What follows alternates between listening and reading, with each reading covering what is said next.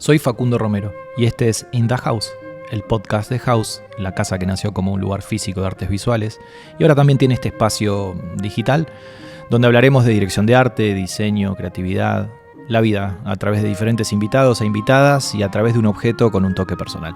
Ezequiel Cafaro, alias Cafa, es diseñador, autor y profesor. Hoy con él vamos a estar hablando de la frescura, de los libros, de su interior, de las cubiertas, de los thumbnails y de cómo uno hereda o roba un cubo Rubik. A ver qué sale. In the House, un podcast visual. Cafa, ¿cómo va? ¿Qué haces, Facu? ¿Todo bien? Sí, nunca sé decirte Ezequiel Cafa, vamos a decir Cafa. Está bien, yo tampoco sé cómo me gusta que me llamen, dudo todo el tiempo, pero Cafa bueno, está perfecto. Quedemos en Cafa. Hoy será Cafa. Bueno, gracias por venir.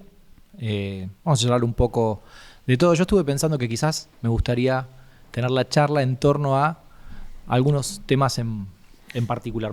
Me gustaría que hablemos un poco de tu recorrido como diseñador editorial, al menos gran parte del trabajo que yo conozco de tu recorrido como diseñador tiene que ver con lo editorial, principalmente con las tapas de libros, aunque ha evolucionado a otros formatos. Y encuentro ahí como algo entre el adentro y el afuera y cómo se cuenta desde la tapa de un libro lo que pasa adentro, que me parece que nos puede abrir un mundo y después otros temas, si querés. Bueno, sí, yo mayormente hice muchas tapas de libros durante muchos años. De alguna forma mi inicio en la industria editorial fue diseñando tapas y luego como que me empecé a aburrir de hacer solo las tapas y ahora hago libros y menos tapas y más colecciones. Pero lo que preguntaste es interesante porque la tapa es como el comienzo de un recorrido, de un viaje, la tapa de un libro. La tapa de un disco también, en general el concepto de la tapa, ¿no? Es algo que empieza un viaje y un poco la tarea del diseñador es no arruinarte ese viaje, que te dé ganas de hacer ese viaje, no contarte demasiadas cosas sobre ese viaje, pero lo suficiente como para que te enganches y quieras meterte. ¿Y quién no ha comprado un libro por su tapa, o un disco por su tapa, o algo por su tapa, o una persona por su tapa? Sí, ¿no? O sea, 100%. Las personas también tenemos tapa. Así que, o por una imagen, no sé, o por una imagen sería, sí, ¿no? Por un tile por ahí. Exacto. También. Y en definitiva uno como que empieza a generar una gimnasia para poder detectar como qué es lo importante de ese libro, del contenido, ya sea una novela o algo histórico o un ensayo, lo que sea, poder detectar como qué es lo importante de eso, del libro, del contenido y cómo sintetizarlo. Es difícil, es interesante, a veces es un poco superficial. Lo que sucede, sin meternos tanto en algo tan técnico y tan nerd, es que la industria editorial, especialmente en Argentina, es como bastante conservadora en algún punto porque no se venden tantos libros y eso hace que la gente, los editores, las editoriales sean temerosas. Como que no se pueden dar el lujo, entre comillas, de arriesgarse. Exacto. Que supongo que pasa en muchas otras industrias, pero bueno, en la editorial es muy puntual y entonces nadie quiere hacer algo diferente. Y eso a veces condiciona, especialmente en la industria como más del recorrido más comercial, de librerías y demás.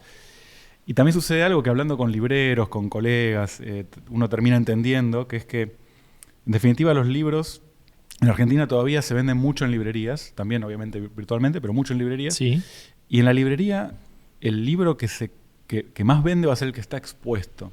Y para que el libro esté expuesto, tiene que tener una imagen en la tapa, porque si no tiene una imagen en la tapa, el que maneja la librería, el librero, no te lo expone. Esos son los códigos que se manejan. Sí. O sea, si vos haces una tapa puramente tipográfica, probablemente reste posibilidades de exposición. Probablemente sí. Mirá vos. Y eso por ahí lo termina decidiendo el librero. Wow. Es muy, muy loco. Sí. ¿Qué gente? Por supuesto no vamos a tirarnos en contra a los libreros. No, pero digo que la formación no tiene que ver con el diseño o necesariamente con el marketing. Exacto. Pero saben su negocio también a su manera. Lo saben. Entonces a veces esos son condicionantes.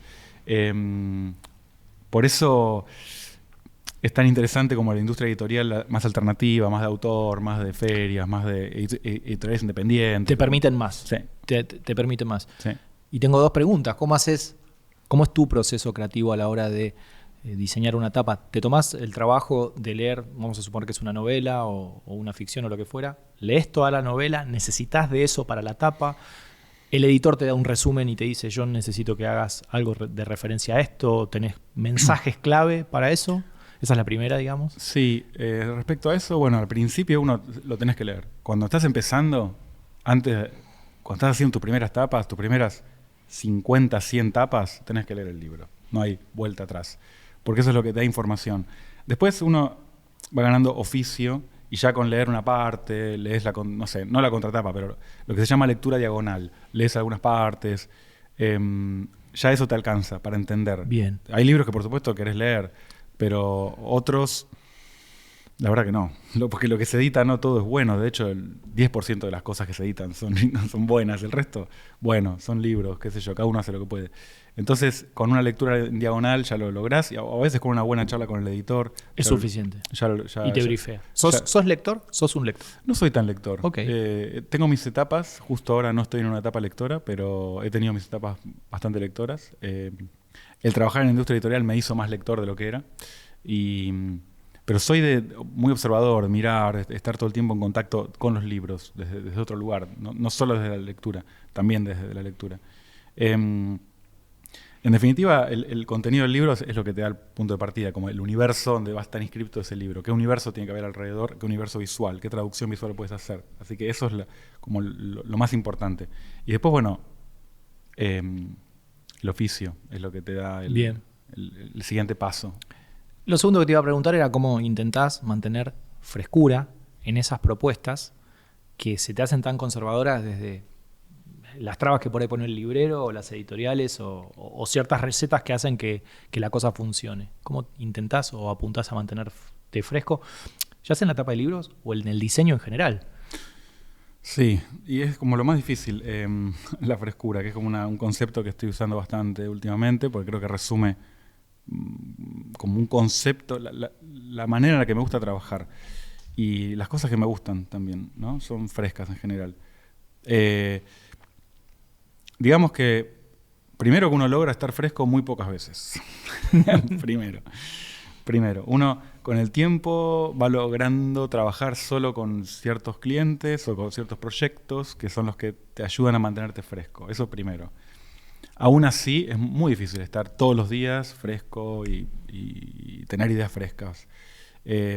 O sea que cuando estás bien de cabeza y estás fresco y estás con una persona fresca al lado, la cosa fluye. Las ideas surgen.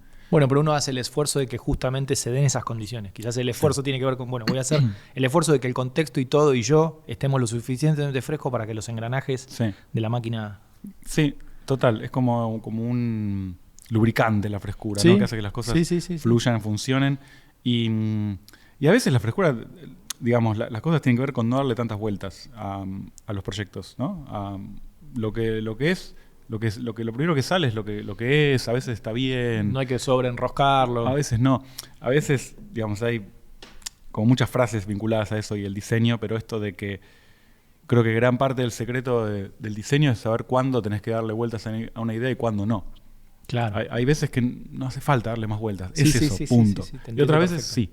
Que es como en la vida sería saber qué puentes tenés que cruzar y qué puentes tenés que quemar, ¿no? 100%. Pero bueno, eso yo creo que a veces uno yo si tengo que reconocerme en ese sobrepensamiento, yo creo que uno va ganando simpleza en la medida que va ganando experiencia. Sí. Cuando uno es más joven y más junior, va asumiendo que hay que ponerle a todo sal, pimienta, jamón, queso, chocolate, frutilla, y a veces no. A veces solito el pan y manteca funcionan. Sí. ¿No? Digo, por ponerlo con cualquier ejemplo, digamos, de simpleza. Sí. Uno tiende a mejorar ese filtro del sobrepensamiento, creo. Sí. Y me quedé pensando esto de la tapa versus el interior. El recorrido que vos haces con la tapa es consumo de lo interno para expresarlo en una tapa externa. Pero tu diseño últimamente se ha reinventado y reinvertido, porque ahora haces más el interior que el exterior. ¿Y ahí cómo es el proceso? Sí, es mucho más divertido. Yo lo que contaba al principio es que ahora cada vez hago menos tapas y más... Si hago solo la tapa es la colección, como el diseño de colección, que ni siquiera es pensar en una tapa, es pensar en un grupo de tapas. En un sistema. En un sistema, exacto. Eso lo hago mucho, pero lo que más estoy haciendo es diseñar el libro. Y son libros más vinculados al libro objeto o coffee table, ¿no? Coffee table book, estos libros que son tan diseñados para estar expuestos. ¿Es un mundo que te interesa ese? ¿Te gusta? ¿Lo disfrutas? Sí, es un mundo interesante que tiene que ver también con lo material, con elegir bien los materiales. A veces cuando uno trabaja para la industria editorial, haces una tapa y no sabes muy bien cómo se va a imprimir. O sabes que se va a imprimir como se pueda. En cambio, cuando uno hace el libro entero, puede tomar decisiones un poco más profundas en cuanto al uso de materiales, al tipo de impresión, ¿no? Estás más desde el principio del proyecto, al formato, incluso al formato del libro. Y vos podés aportar ideas, no solo desde el diseño gráfico, vamos a decir, 2D, sino que también podés aportar ideas en cómo se ejecuta la impresión, en que si sucede algo. De hecho, hay libros en los que has participado que tienen ideas como de en la impresión, más allá del contenido. Es inseparable eso. O sea, cuando trabajás todo el libro, es inseparable la forma que va a tener, cómo se va a imprimir, dónde se va a imprimir con el diseño. O sea, uno diseña para eso, uno ya diseñás pensando en cómo va a estar impreso, diseñás pensando en procesos de impresión, diseñás con el presupuesto en la cabeza, a ver si se puede hacer o si no se puede hacer. Claro. Eso es lo lindo que tiene, como que puedes estar desde mucho antes en el proceso. Y ahí aún más es más evidente esta cuestión de diseñar un recorrido que va desde la tapa, cuando abrís, ¿qué te encontrás cuando abrís? No sé, una guarda, o una página en blanco, o un color, o alguien que te grita. ¿Qué te encontrás? ¿Qué te encontrás cuando lo ojeás? ¿Qué te encontrás cuando lo das vuelta? ¿Qué te encontrás en el lomo? ¿Qué te encontrás en la página del medio? ¿Cómo es la encuadernación? ¿El libro abre mucho o abre poco? ¿El libro lo tocás y sentís algo frío o sentís algo cálido? ¿Es rugoso? Todo eso termina comunicando mucho más que, no sé si mucho más, o termina comunicando tanto como la elección tipográfica o la elección de... Sí, es parte de ese sistema. ¿Y hasta dónde llega ese sistema? También como sos parte del sistema a la hora de comunicar el producto, no sé, luego en redes, ¿haces también el sistema de esa comunicación o no tanto? No, en mis proyectos sí. En los tuyos. En mi editorial sí. Como con diseño y creatividad. Con diseño y creatividad, como Natalia y Pablo, sí. Ahí sí pensamos todo, pero si no en las editoriales... No, lo que hago después es yo comunicarlo como diseñador. Claro. O sea, yo vender el proyecto, mostrar lo que hago, es tan importante como hacerlo, es poder mostrarlo y sacarle la foto, sí, comunicar el proyecto de diseño. Eso me parece clave y muchas veces después las editoriales me lo terminan pidiendo. Claro. Y bueno, nada, yo cuando puedo se los cobro y cuando no puedo, no, se los doy, todo bien. Pero sí me gusta documentar y mostrar después cómo vender ese libro. Tanto ya sea para mostrar mi trabajo de diseño o para que la editorial lo pueda vender, que a veces es un poco lo mismo, digamos. De hecho, a mí a veces yo le saco fotos a los libros, los muestro en mis redes y demás, y me preguntan a mí, che, ¿dónde lo puedo comprar? Ok, sos un canal, un canal más. Exacto, así que cuando me contratan a mí también de alguna forma están contratando eso. ¿Te quedás piezas de las que vas diseñando o algunas las tenés, no las tenés? ¿Cómo te manejas con eso? No, las que diseño para acá sí. ¿Te quedás alguna? Sí o sí, me robo alguna. O me dan o lo que sea, pero las que diseño para afuera ya es mucho más complicado, ¿no? A veces no tenés llegada a eso. No, hay proyectos que hice para Barcelona y demás que no, hace un año y medio, que nunca, no sé cómo quedaron. Claro, no sé si quedó como vos querías. Las veo en fotos nada más y mirá, se ven bien, pero lo querrías tener tangible. O tráemelo si alguno viaja. Sí. Si alguien viaja a Barcelona, tengo varias cosas. Pero si no, sí, es muy lindo tener libros, tenés tu casa llena de libros. Es muy loco que a veces, no sé, le decís a la gente, todos los libros que están ahí los hice yo. Y se quedan como, ¿cómo los hiciste vos? Sí. Todos los hice yo. Bueno. Hay una librería llena, una biblioteca llena de libros. Eso es lindo. ¿Considerás que hoy te vas a mantener en el mundo editorial, aunque sea del interior o del exterior, o te dan ganas de explorar otras áreas que hoy tengas menos expertise? No, hago branding también, digamos, claro. Diseño de identidad, es como las dos patas, ¿no? Sí. Identidad y editorial, que también el diseño editorial es como un diseño de identidad, pero aplicado a una plataforma. A otro soporte. Sí. Es muy loco. La industria editorial, digamos, hay más trabajo que nunca, por lo menos para mí. Qué loco. Porque uno intuiría que el mundo digital mató, entre comillas, a lo editorial físico, pero no tanto. No tanto, o sea, mató en muchos aspectos, pero en otros hizo que estos libros más objeto florezcan. Cobraran otro sentido y... Sí, porque vos vas a comprar un libro porque tiene algo, ¿no? Algo distinto, algo que puedes tocar, algo que te puedes quedar. Es la única forma en que... El otro día hablaba con colegas, alumnos que tienen una marca de ropa y que decían, la verdad que para abrir un local, no tienen local y estaban viendo si abrir un local. Para abrir un local, el local tiene que estar espectacular para que la gente vaya y se saque fotos, porque si no lo compras desde tu casa. Sí. Bueno, con los libros es lo mismo. Para que la gente lo compre, tiene que tener algo. Y eso es algo más para que yo piense y es como algo más para poner la cabeza y para proponer. Y ahí es donde los libros hoy creo que tienen como una potencial incluso mayor que antes. O sea que el brief que vos recibís hoy a la hora de diseñar un libro, independientemente si es su contenido, su tapa o el todo, intuyo es bien diferente del brief que recibías hace 10 o 15 años, y tu solución de diseño también es diferente porque ahora empieza a tener en cuenta un montón de otras cosas que antes no tenías en cuenta. Sí, creo. Sí, de hecho hay algo gracioso que es que si bien se venden muchos libros en librerías, se venden muchísimos en plataformas digitales. Claro. Y por lo tanto, volviendo a las cubiertas de alguna forma a veces te piden que funcionen casi como un thumbnail. Claro. O sea, que funcionen en, no sé... Sí. En una mini imagen que va a vivir en el mundo digital. Exacto. Te llega, vos estás scrollando en Instagram y hay una imagen que mide 1000 píxeles de alto, ni siquiera 800, y a vos el libro te lo tienen que vender en ese cuadradito. Uf, todo Entonces, un desafío eso. Es un re desafío, incluso para libros conceptuales es difícil de lograr, pero bueno, también los libros conceptuales tienen como su nicho, ya van a buscarlos por otra cosa, pero bueno, en los libros más comerciales es importante que también funcione casi como un flyer, lo cual es para mí lo antilibro. Claro. El sistema debe involucrar también esas decisiones. Lo debe involucrar, lo cual a veces genera un problema, a veces no, porque te obliga a ser todavía más sintético, pero esto es como un concepto importante. El libro es el anti-afiche. Ponele. O el anti-flyer. El afiche o el flyer es algo que vos lo ves, está buenísimo y es eso. Terminó. Está buenísimo. Te rompió la cabeza. Sí. Pero empezó y terminó ahí. Es verdad. Una tapa es el comienzo, esto que decimos. Es una parte. A veces se busca que las tapas sean como afiches y para mí eso es un problema porque te olvidás que atrás hay un libro, ¿no? Que lo das vuelta y traes una contratapa. Claro, no debería, yo lo digo desde la inexperiencia, pero la cubierta, la tapa de un libro no debería funcionar de la misma manera que el afiche de una película, por ejemplo. No es lo mismo. No, claro. Y a veces se tiende un poco a eso. Ok. Por eso también es más divertido, o me divierte mucho más ahora diseñar el libro entero, porque puedes pensar toda la película, digamos, y no solo el afiche. Claro. O lo que va a buscar el like. Pero sí te imaginás en ese mundo editorial y del branding de aquí a X tiempo. Sí, haciendo más libros propios incluso. Más de contenido que desarrolles vos, con tu equipo, con tu editorial. Sí. Mirá. Sí. Bien.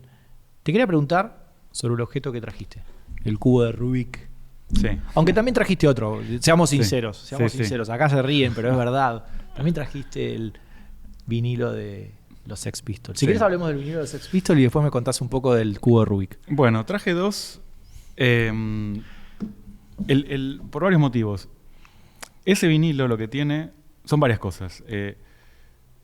A mí me interesa, como les decía, mucho esta idea de lo fresco, como que las ideas nazcan de forma fresca. Yo doy clases hace 25 años, claro. y nunca doy la misma clase. O sea, necesito que lo que diga, por más que sea lo mismo, me sorprenda o trate de sorprenderme. Pocas veces lo logro, pero lo intento.